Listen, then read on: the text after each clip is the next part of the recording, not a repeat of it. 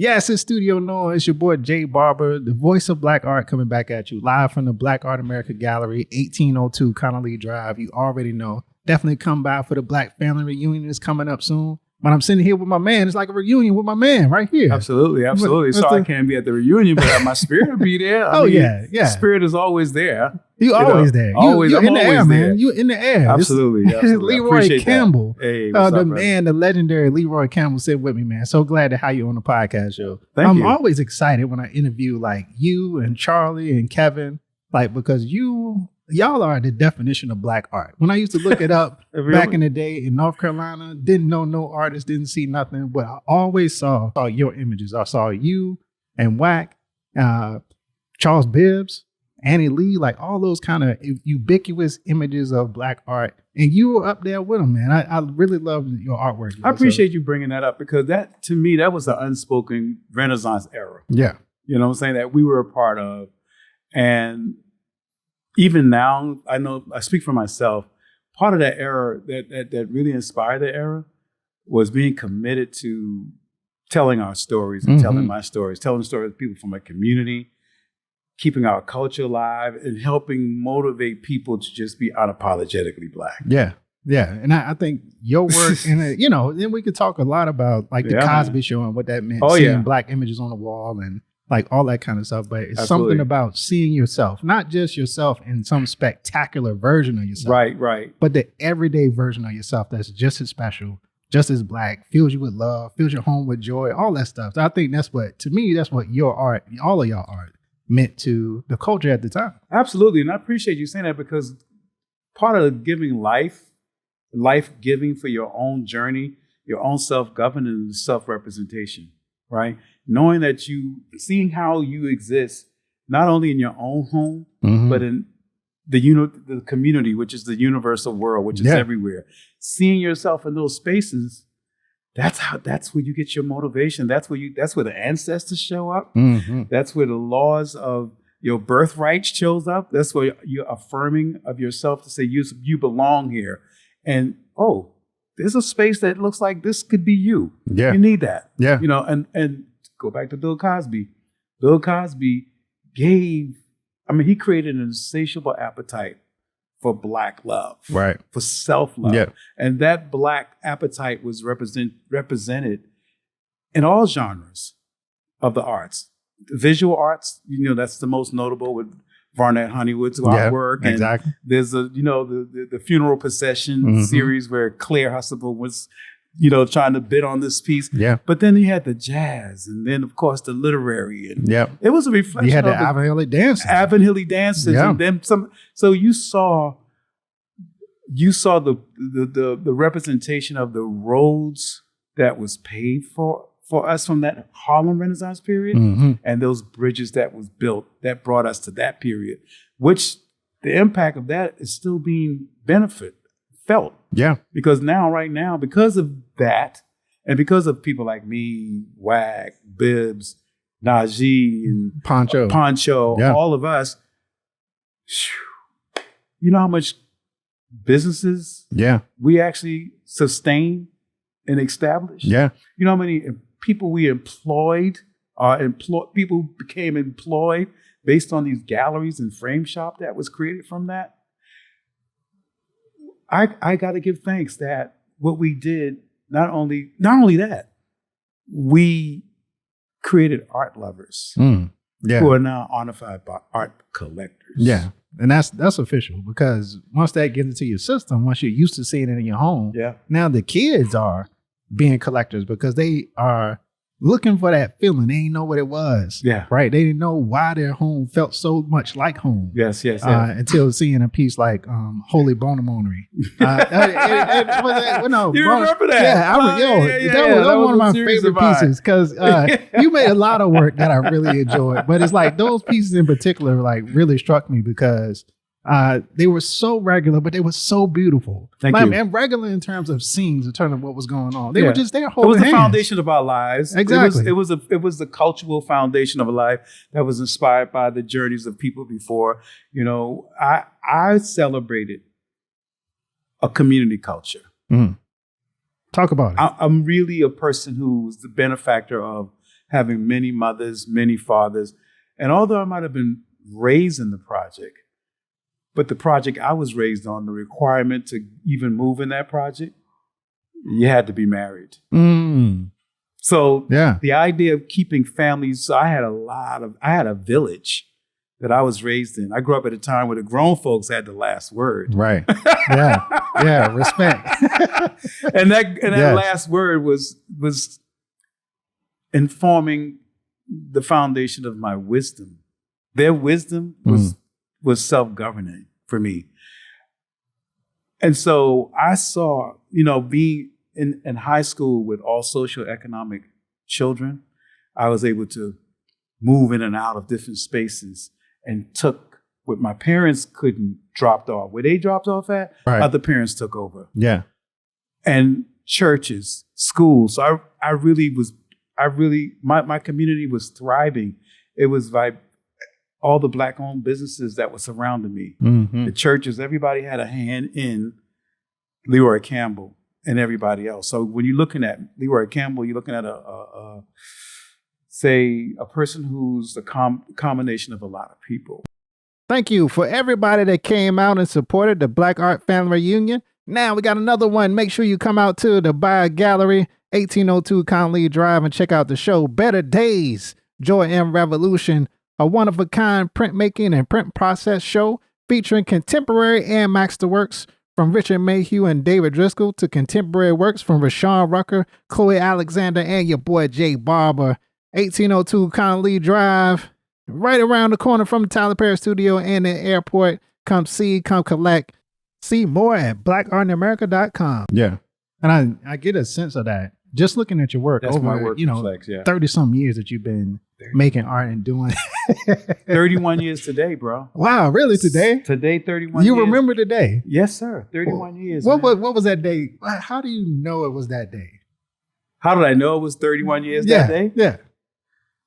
How did I know? Well, I count the years. I could count. And every year I give thanks because I remember when I went full time. Oh, yeah. Because before I was an artist, I worked full time in the medical field. Oh, okay. I didn't know that. Yes, sir. The first half as an orderly and the second half as a telemetry technician. That's a person who monitor heart arrhythmias and report them to doctors and nurses. But in the year 1992, I started my career in 84. Started pursuing in 84. In 1992, my work was selling so well. And I wanted these galleries, the local galleries, to give me a one-man show. And somehow I felt like, you're a self-taught artist, and they considered sometimes self-taught artists to be an outsider. Right. So I figured okay, I got to pay some dues. So I said, in order to pay some dues, I'll produce my own one-man show. There you go. And this time I did it in Soho, New York. Now that turned out to be a huge undertaking, right? So to better prepare, I went to my employer to request a leave of absence. And she gave it to me, but it was very reluctant. On the opening day of the show, I got a letter from my employer. And the letter read, "If you don't come to work today, you're fired." Everything inside of me dropped, including my head. And at the time, I was a single father, a single parent with two boys, 6 and 9. And I looked out the window at nothing, and I said, God, turned to the Most High, I said, what do you want me to do? The Most High said, keep going. Keep going, yeah. By the middle of the night, over 150 plus people was in the room. Nice. One of which was Phyllis Hyman. Oh, come on now. What? Come on now. Oh, my God. It was one of the most electric nights of my life. And by the end of the night, when the tally came in, I had made hundreds of thousands of dollars. Wow. To this day, I don't know if I quit if they fired me.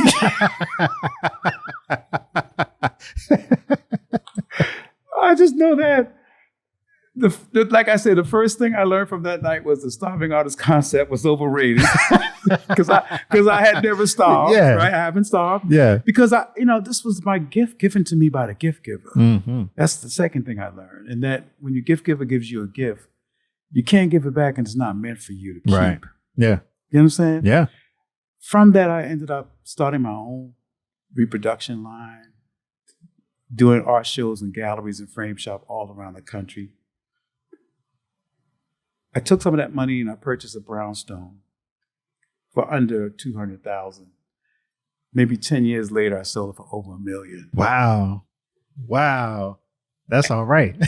That's all. That's the power of the support. And I got to give thanks to those people who were there, who needed to see me do well, who affirmed in me that the ancestors were living in them, speaking to me to keep going. I got you. Mm-hmm. This is what this is all about. I knew when I look back and I say, wow, when you start to look back on the history, you can look back and look at yourself right now and say, whoa, do you realize this is 31 years that you've been thriving? That's crazy. And continuously thriving, even up until now? Yeah. You got to give thanks. There's no time to be wallowing, feeling negative or being apprehensive. You have so much to pull from. That's what our history is about. Yeah. That's what the work is telling you. So all the work that I've done since then, up until now shows you people who have continued to be brave, their bravery face fears, and destroy fears and turn out to be the one beautiful thing that has made a difference in terms of how things show up in their life many years later. Sometimes you don't see it right away, but it's called blessings in disguise. Yeah. I'm rambling right now. No, man. You giving it up today. I like this. That's good. I think that because this is stuff that people need to hear. But I think to complete that circle, the people were there to support you. Yes. Because you were putting the people into your work. You were putting them focus. You were giving them the moments. You were giving them the magic. They were looking for something and you gave it to them. That's why they came back. I love that because, when I first started my work, it wasn't quite, the messaging was kind of like, more Afrocentric, right? Mm. But the moment I started to tell my own story, I learned that I was not only just telling my story, but I was telling a lot of people's story. Yeah. And so this relationship developed. This relationship developed, and that relationship was just saying a relationship that my community kind of gave for me. No matter how bad things are, you represent not just yourself, but you represent us, and go and do good. Yeah. Because we need to see you do good, because that also gives us life. And that life giving just became give and take. And that's what this work means to me. Yeah. It's not just selling the work, but it's the life of the give and take that the community needs and that they give back to me. Yeah. Through the work. So when I'm painting a holy bonamoni or a generous neck bone representing family, that's because that family who have stepped in and replaced my family, I celebrate that family, but I'm still living in that community. Mm. I may not physically live in that community, but that community physically and spiritually still lives in me no matter where I go. Yeah. So I show up for them and for me. Yeah. So that give and take, that's what this art is about. The money, that's the best, that comes, that is the prosperity promise for being committed to that purpose. Mm-hmm. Damn, I said that. I like that. That's beautiful. Can we say that again? Somebody write this down. Yo, this man cooking today. I like this. But that's beautiful, right? Yeah. No, it's wonderful. That is the way it goes. Ultimately, I think that's the dream that we all have. Like, if we could, I know that I've been full-time for about 10 years. And so I know from that moment, I knew I don't want to do anything else but art. But you always wonder if you could do it, right? If you can actually get the opportunity to continuously make art the way that you want to. And so a lot of people dream of that. And so that is when we see people like you and the figures like you and Charlie and all the other people that are really successful at it. Yeah. Like, we really appreciate it because that is in part the dream, to be able to make your creations and sustain yourself. It's amazing. It's a calling. It's a gift. It's a calling. And these gifts are given to us by the gift giver, right? Mm-hmm. But they come with purpose. And my purpose is to tell my story and to serve my community, but it's also to keep this roaring, burning flame of my spirit from becoming a pilot light of a flickering dim. A lot of people walk around with their spirit challenged at the most.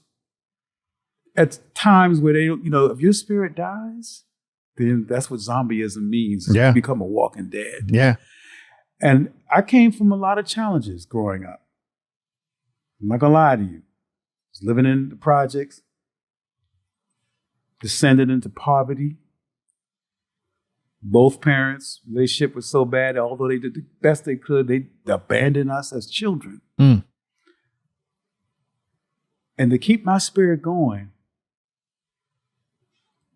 was the teachers in the schools, my friends, families who were of different socioeconomic background, and that community of people saw something in me that I didn't see in myself, but they saw that I had a spirit. I was born with a spirit. Mm-hmm. And they never allowed that spirit to die. So when they passed on what they could, it was up to me to say, I'm going to keep this spirit up. Right.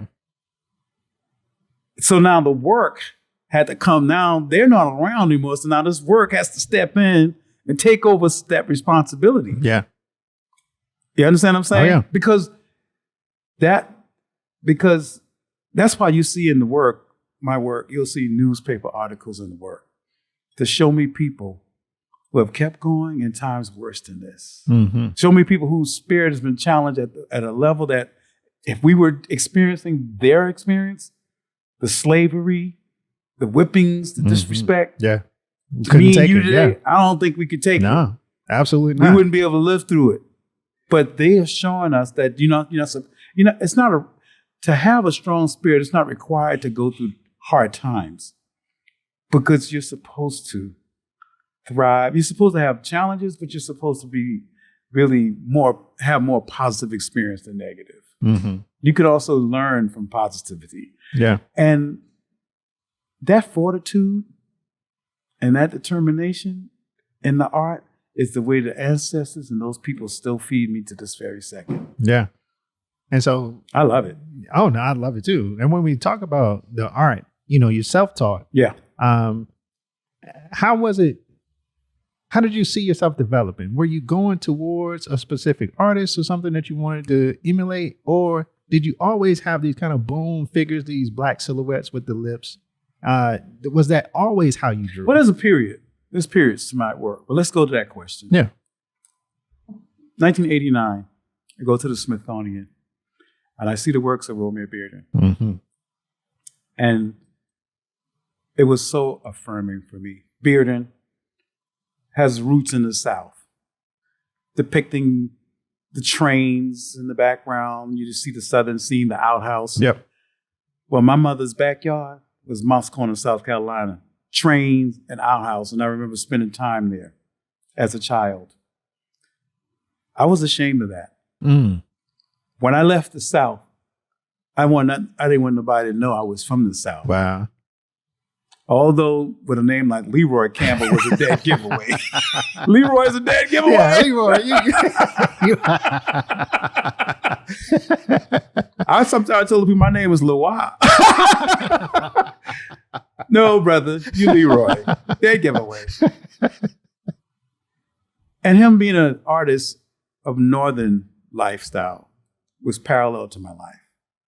And he made me look at my own journey again and appreciate being from the South. And I began to tell the stories of me spending time with my grandfather in the backwoods. So it started there. My work really changed there. And I created, this was when the Neckbone series was born. Okay. Because I created a father and son, me representing me and my grandfather going to church on Sunday. And that story just made me say, uh-oh, you have to look back. You have to go back. You left yourself, and this is bringing you back to yourself. Mm. So Romare Bearden, that was the person who made me go back into my Southern roots. Then I saw Jacob Lawrence's work. Mm. And if you know anything about Southern folks, they're storytellers. They're griots. Yep. Jacob Lawrence is a storyteller. For He's sure. a griot. He works in series. And I thought he connected again to that authentic part of me of storytelling. Like you hear me running my mouth telling a story, that's where that comes from. I come from a people of griotic storytellers. I thought, this is giving me permission to be my authentic self. Jacob Lawrence and Bearden's, their work connected me so much to me. Mm-hmm. And then, of course, James Denmark and so many other artists, aesthetically. And, I began to just look at other styles of work. But at the core of who Leroy is was those two artists. Yeah. Because I needed to be affirmed. I couldn't follow being in the world of art. Because I was in Brooklyn where nothing but artists was everywhere. You hear me? Fort Greene, Clinton Hill, Brooklyn? That was an art haven. Mm. And most of the artists in the neighborhood, all of them were just under this unspoken thing of promoting this thing called negritude, reaffirming your self-love of being and reconnecting you back to your ancestral roots. And I wanted to be, and I was a part of that. I was living in that and ended up contributing to that. But for the most part, it was important to bring your own authenticity to that. Mm. If you're going to put another foundation on something, it's got to be its own wholeness. And when I saw Bearden and Lawrence's work, I became a foundation and a contribution to that, to holding that up. Yeah. And feeding on that, man. So those two artists at the beginning of really was a turning point in my career and brought me to talking to you. Give thanks to the Most High, to those ancestors. That's amazing. That's amazing. So when you did that first neck bone piece, did you know it was it? Like, did you just feel like this is the direction I need to go? It doesn't work like that. It doesn't work like that. It was therapeutic. The therapy.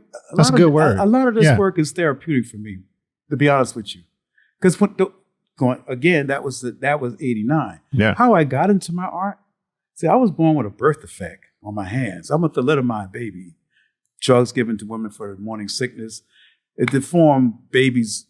I'm one of the blessed ones. Babies had no arms, legs. Yeah. The fact that I have just extremities.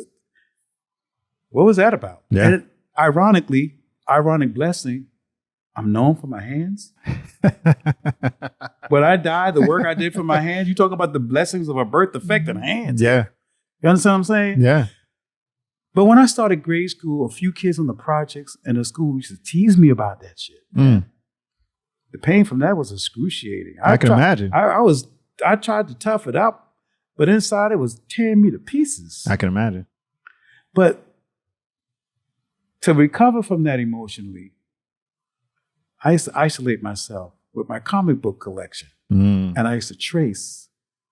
Got back strong enough and went back out there, played ball with them and, do what I had to do. But that tracing, I traced so much. Trying to get those superheroes to come alive to fight my battle, but it introduced me to my own superpower, which was the gift of creativity. And that creativity let me know that I could make me feel good, make me recover. Well, it's been a healing force for me all along. That's how so art was all healing. I would only do art when I wasn't in a good space. So, and art is therapy. So here it is. Art has always played a role as part of my therapy every day. Part of the way I release, solve issues, think things through, disconnect from anxiety. It really does that for me. It has been doing that for me for years, but it's also how I find a certain kind of love that I can impart on children, on my friends. So this art wasn't for me starting off with money. Yeah. Starting off with trying to say, I'm going to paint this piece so this piece could be blah, blah, blah, blah. Yeah. First, I have to be thoroughly fed and satisfied. Even when I do commissions, I do them for money, but I don't paint I don't think about money while I'm painting. I've got to get the therapy out of it. Right. I've got to get the soothing and the satisfaction out of it. The best space is the zone space. The thing called the zone where time does not exist. So, but when I did Joe Neck Bone and Joe Neck Bone Jr., the most important thing for me at that moment But I cried because I almost forsake my grandfather's contribution to my foundation because I was embarrassed. I was ashamed to be Southern Gullah, Geechee. And come to find out, to me, that was the most, it was kind of sad for me to have done that, but I was thankful that I finally got back to holding on to that in my early 30s soon enough for me to be 66 today, and having that brought me to where I am. So almost, sometimes we live in this country and a lot of people forget about our history and the people who built those roads, like I say, and the people who brought us where we are.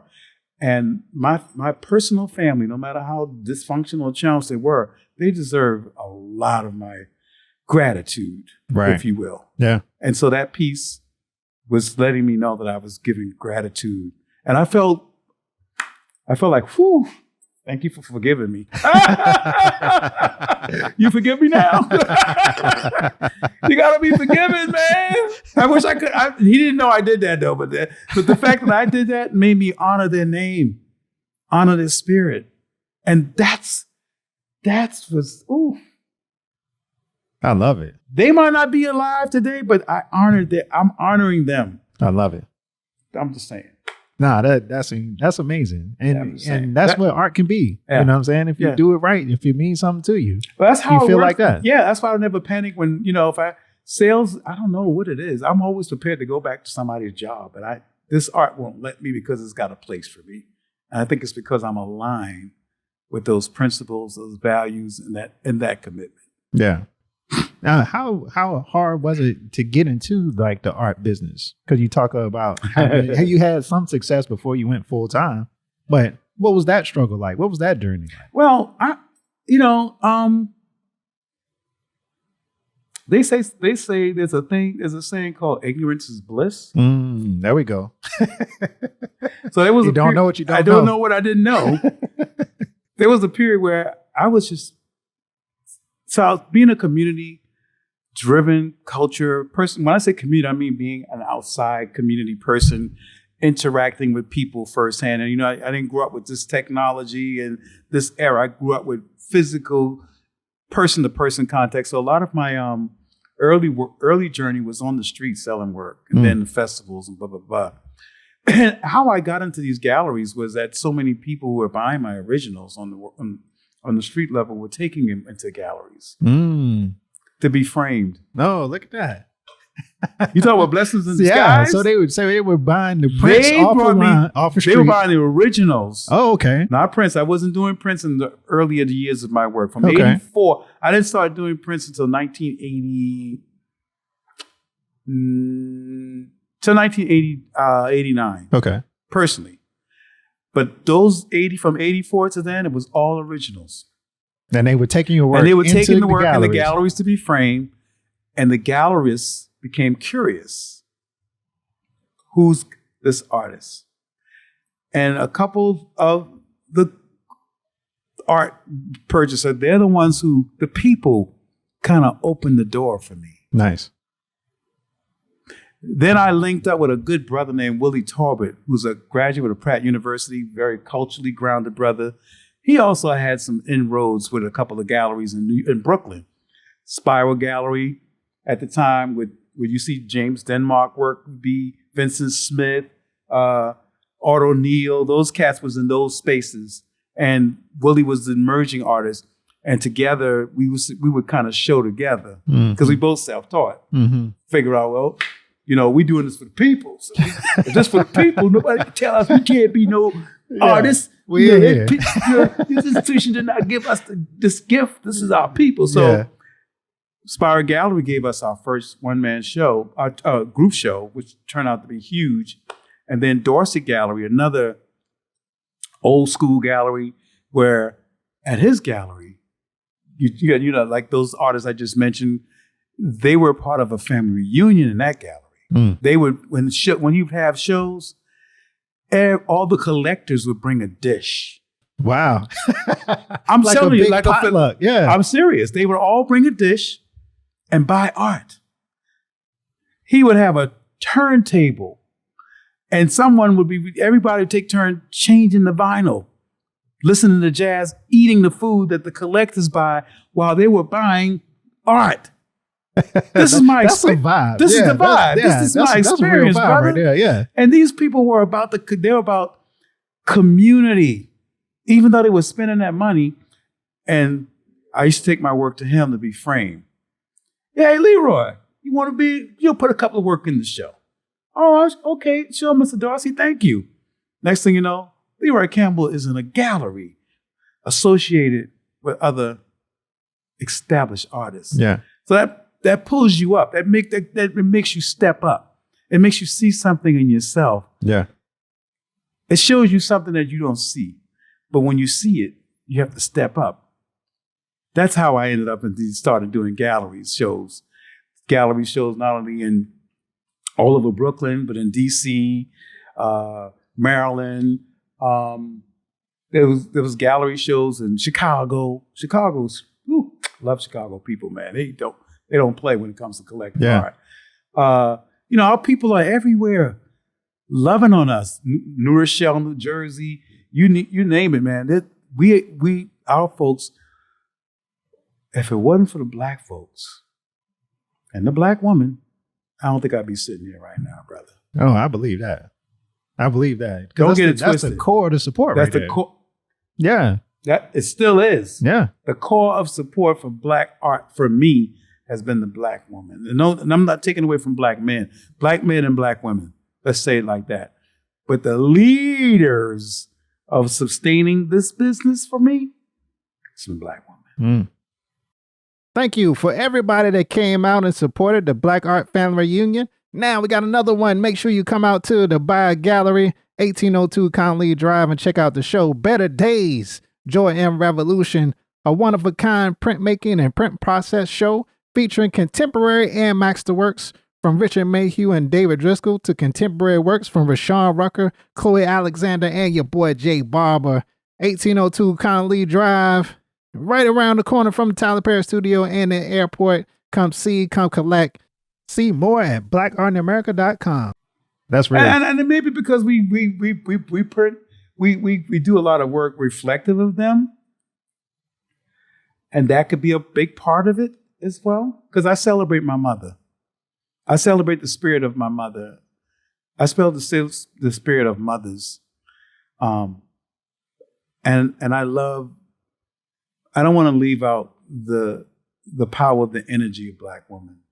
Because the energy, no disrespect to anybody, but the energy of God is both male and female. I'm here sometimes emotionally and spiritually because, largely, the keep going, brother. You're supposed to be doing this. You better mind those voices. Yeah. For me, it's been, the woman, the black woman. Yeah. I mean, it's amazing to hear this kind of history and these names of these galleries that really sustain us. And we don't give ourselves enough credit. Oh, yeah. We always want to belittle the black collector, belittle the black artists on the circle. But those black galleries, those black collectors sustain a lot of people. Absolutely. Sabaku Gallery. Don't even forget Lois and Burma. Yeah. Sabaku Gallery was down there in 12th Street in the Village. In a small, the space might have been like 600 square feet, turning it into a one-man show for me and myself and other artists. They were from the Caribbean doing that. Then the Puck Building, that Puck Building show that was happening where many black artists, what's the name of the art? June Kelly's gallery out of Harlem and all these major galleries like Thelma Gallery, Golden, they would come and exhibit in these spaces. And that happened because artists like myself, Poncho, Bibbs, Whack, when we was on the scene driving this thing of art, it made them realize that, we got to try to get in front of this. We pulled them, and in some way we pulled them to say, we're standing on your shoulders, but come on out. Yeah. So the Puck Building became a show for fine art galleries. That's where you saw the Bearden, the Catlins, the Benny Andrews, and you saw those galleries starting to have their own show. We were the catalyst for that. I promise you. Yeah. Right? Yeah. And now we have to figure out how we're gonna become one of the artists to exhibit at one of those galleries, because you couldn't do your own thing. Right. So we yield and we paid homage and we respected it. So I was able to go into a couple of galleries like E&S Gallery, Mm-hmm.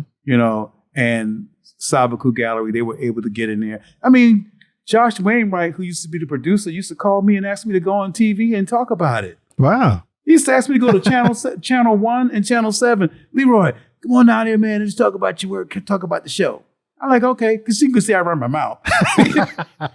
So that was natural for me. So he wanted artist representation. I would be there. I would be on TV with him, and sometimes myself just talking about being at the show and how exciting the show is, and come on down. Yeah.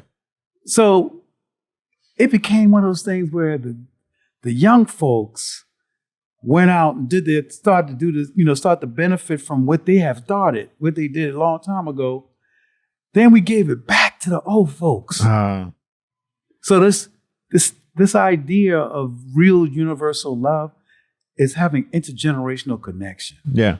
Don't fool yourself. You need the intergenerational connection. Yeah. That's what's missing from the individual today. They're thinking they're out there self-deprecating and feeling like lonely or whatever, because you lack an intergenerational connection, fool. Yeah. How the hell are you supposed to survive if you don't have that? You got to talk to your people. You got to talk to your people. Yeah. We shouldn't be against each other.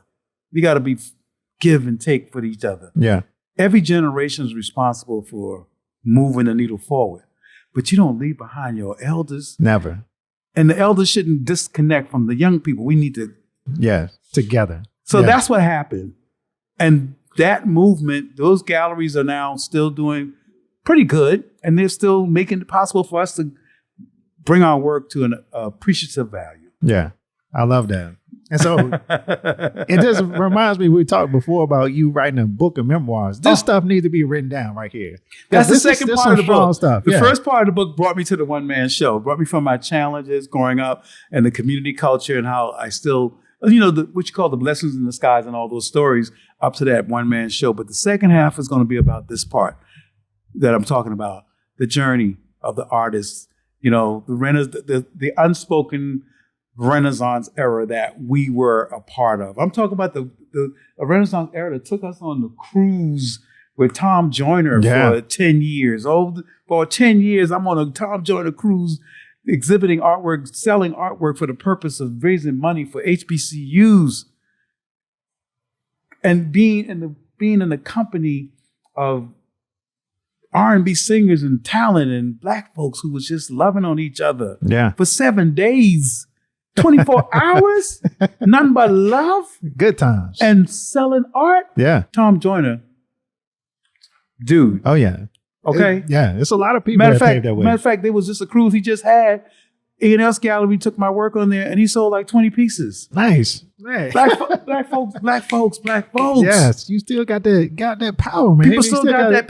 Because we are still here, and we got to remember to stay connected, and not just intergenerationally, but cross community, we're not monolithic, but those different communities, you got to keep. We need each other more now than ever. Oh yeah, we can't play. Oh yeah, we can't play with the way the country is playing with us. We got to fight back by being interconnecting. Yeah, it requires us to. It's required, brother. Our survival is predicated on it. Oh Lord, I didn't say that. But that's how I feel. That's my vision. That's what I would love. So what inspired you to want to do the book? Oh, I'm sorry. The book is entitled "Rich Soil: A Love Story." Rich Soil. A love story. A love story. And I talk about all those stories. I talk about that soil I came out of. That no matter how bad or hard how things would, let me say it. There were a lot of things that was perceived to be bad that turned out to be good. And if it hadn't been for those people, 1992 wouldn't have happened.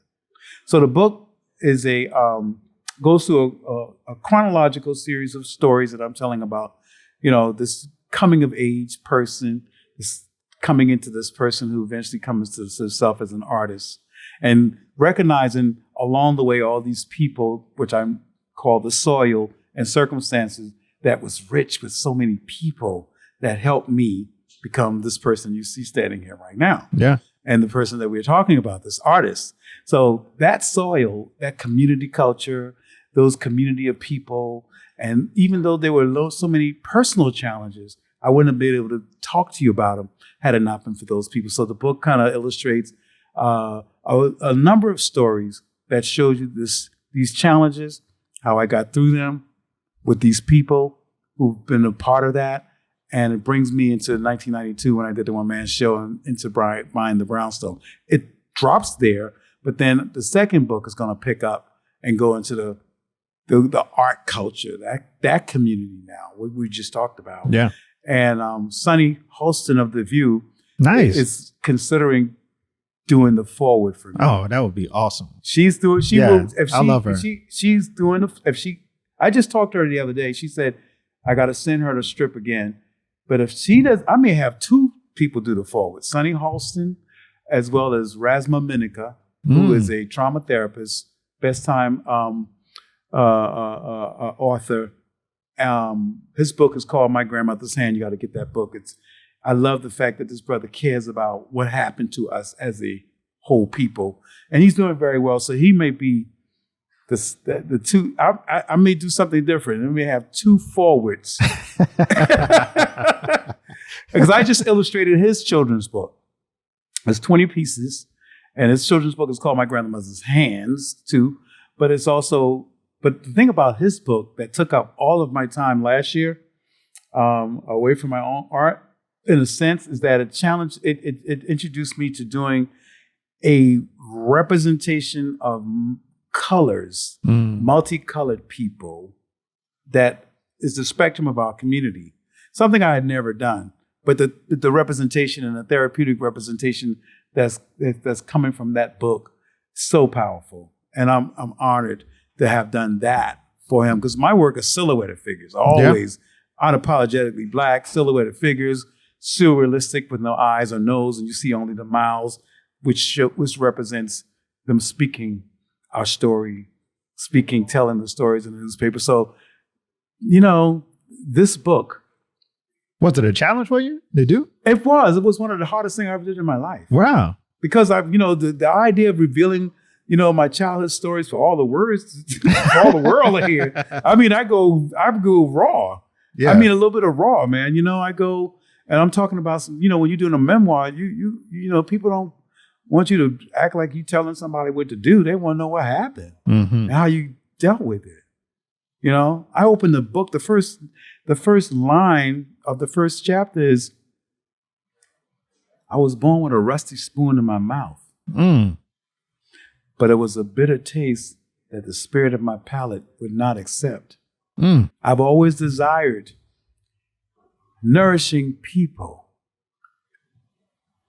nourishing food, happiness and peace and fun to help move my spirit along. On this particular night, the sound of pot, pans, spoons, and skillet could be heard from a hole in the wall in the room where we slept.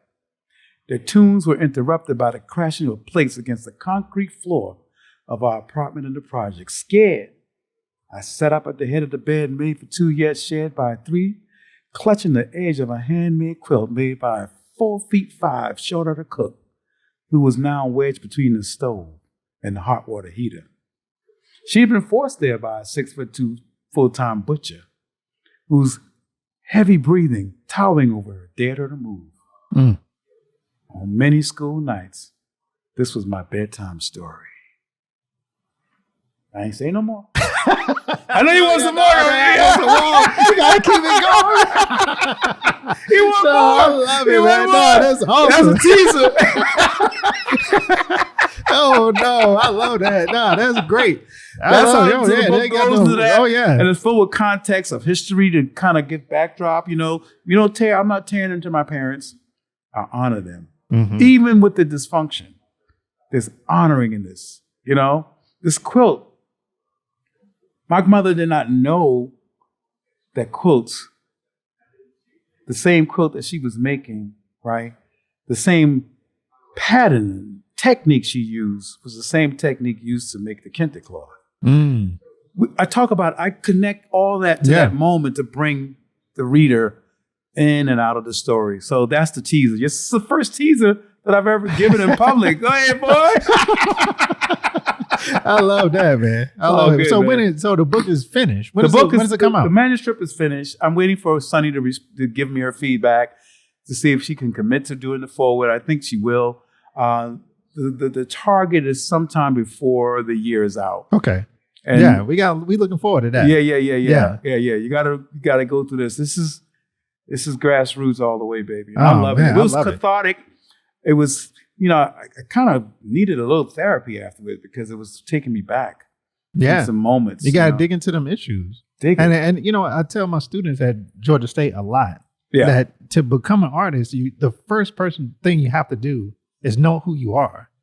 Because that's where all the art comes from. It doesn't come from the news articles or or whatever things you saw on TV or some Google image you found.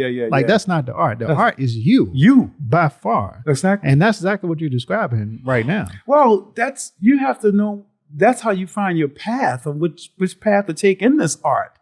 If you want to find your path, first of all, find out who you are. Yeah. So you can decide which path you're going to take in terms of what you're going to say about yourself. Because people want to know about you. As an artist, they want to know what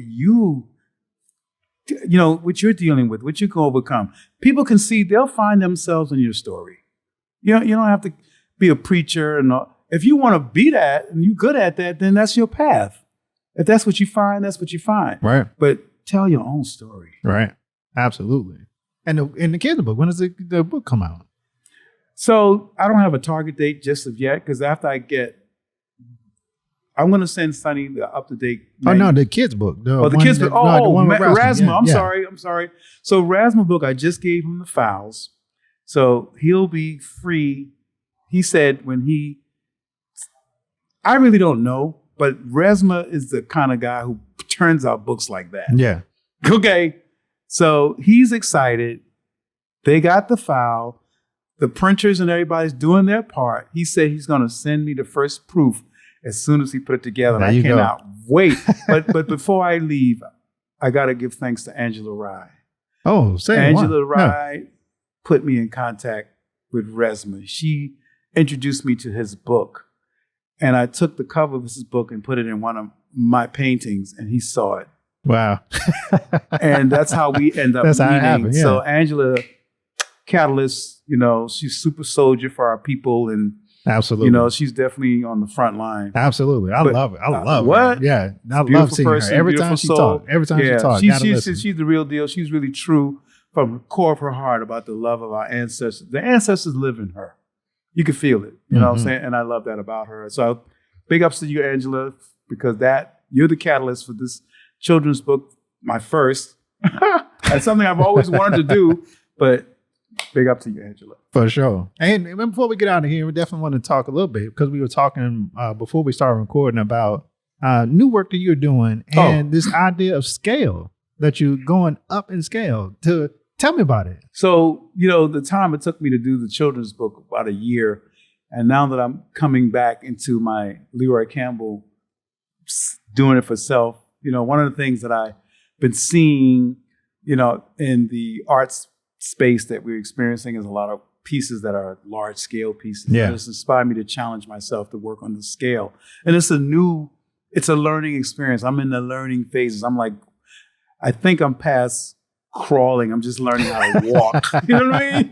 And that large scale, like 72 by 60 scales. Yeah. A lot of the work that I'm doing now, right now, I'm going to continue this ongoing body of work called the Gullah Collection, which came out in 2008 and exhibited at Syracuse University Community Folk Arts Center to help keep alive. That's a great space. Great space. Yeah. And that was one of the catalysts. That was one of the things that made me want to do it, because growing up, Gullah Geechee was frowned upon. And I was like ashamed to do that. But then when they asked me, I'm like, I want to be in that space. So let me jump into it. There's another, I got to give big ups to that space, to the Community Folk Arts Center, because they reconnected me back to that part of my roots that I left.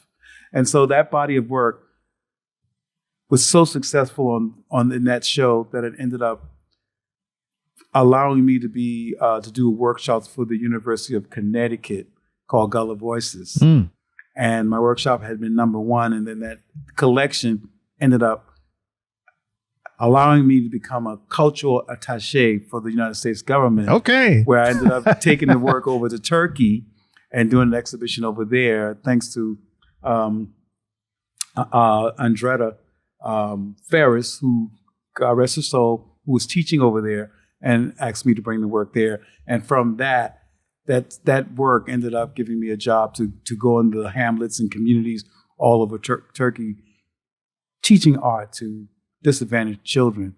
So so now this body of work, the Gullah people, who are the descendants of slaves, kidnapped out of Africa, brought to work on rice plantations along the coastal plains of South Carolina and Georgia, people frowning upon that whole cultural, all those traditions, now is being studied in Ivy League schools all over the country. And this body of work, it's been a contribution to helping keep the stories of our people alive, and to help celebrate, the food, the language, the spiritual underpinning, just the whole spirit of our ancestors coming out of that. It's being upheld in high regard in these spaces. And so this body of work will now be continued with me doing larger spaces, but more surrealistic, kind of minimalist, but yet speaking more to my personal journey with it. So it will tell the story, but it'll be my own lived story. That's the most beautiful part of the collection. Yeah, is that I have a personal lived story to tell with the collection. So talking about telling your story, this work will be doing that. I love that. Yes, sir. I love that. And because I'm glad you said that, because there's two ways to go bigger, right? And you've done both ways before. So you have like your simplistic, simple figures in scenes, but you also have multiple figures in a bigger scene. Yeah. And so as you go bigger, you can go both ways, where it's simpler and bigger. And that's what's happening. It's more full with a lot of other stuff that's going on. That's so real, because the space too, sometimes the subject matter and its composition will kind of demand how to balance the space. Right. Where to put things so the space can feel balanced. But I do have concepts that I'm working on, I'm doing the community. This series is going to be a series in dealing with celebration. And in this series, you're going to see a lot of movement. Nice. Action. Yeah. Not just posing. You're going to see moving. Like I got a piece of a woman in a swing, and her hair has got some blue tint in it, representing the Gullah Geechee people who believe the color blue was a spiritual protection. So her hair in the rice, the show just to pay homage to our brothers and sisters who worked this rice plantation. Her hair is made of rice and it's colored with the blue tint in it. So it's blue throughout the piece, and she's on a swing. And in the swing rope is all these photographs of these happy, beautiful Black people, from her community and her past, and celebrating them, not forgetting them. So this whole piece is about celebrating yourself, not against anything, but for yourself. Yeah. So you see a lot of movement. You'll see this girl riding a bike. She's late for school. You know what I'm saying? And you can see all this cultural representation flowing out of her dress. So I came out of a community where people were moving in and out of each other's day-to-day life. And I want this piece to celebrate that. I love that. And like with all your pieces, especially like your newer pieces that have a lot of material in them. Yes. You need to look at the details. You need to read and see the little Barack Obama on the back. And the little girl's reading. Man, you killing it, man. I love it, man. Thank you, bro. I always knew we were going to have this moment, but I never knew when. And I said, you know what? You gotta stay. And I've always loved your spirit, brother. You've always had I don't know, it was easy connecting to your spirit. And, now look, we're doing this. And I think it's going pretty good, man. Good job. Thank you. I'm curious and I'm willing to speak love to people. Absolutely. And so You're doing a good job at for it, me, it is an honor to be able to sit here and tell you how much I love your work, how much you've inspired me and a lot of other people, man. I love to see you doing it. Thank you, brother. Keep it going always, Appreciate man. Can't wait for the books and all that good stuff, man. Okay. I love you back, man. Tell people where they can holler at you, man. Well, you go to my Instagram, Leroy Campbell Art, and go to Leroy Campbell Originals to see some of the work there, and you can leave your email there to reach out. But, any works that you may be interested in purchasing, you should contact Richard Beaver's Gallery out of New York. And that's another brother who I got to praise up right away because I love the architect in him. I love the fact that he knows how to look at your work and keep you aligned with your story. And some of this work is being inspired by this brother. So Richard Beaver's Gallery out of New York is one of the places where my art is being sold. And of course, E&S Gallery out of Louisville, Kentucky. That's another family who does so much to keep the work visible. And, I just think that those are the, and me and Black Art in America, we have done some business together, and I look forward to us continuing to do business. Absolutely, man. That's what's up, man. All right. Campbell, man. Appreciate you, man. Good brother right here, man. Get you one. I'm saving my pennies up trying to get some of There you go. work too, There you man. go. There you go. I love you, man. Yeah. We can just trade. I like to trade with you. You said it all. You ain't gotta say you nothing said it but all, right? You said it all right there. All right, good brother. Yes. Thank you, man.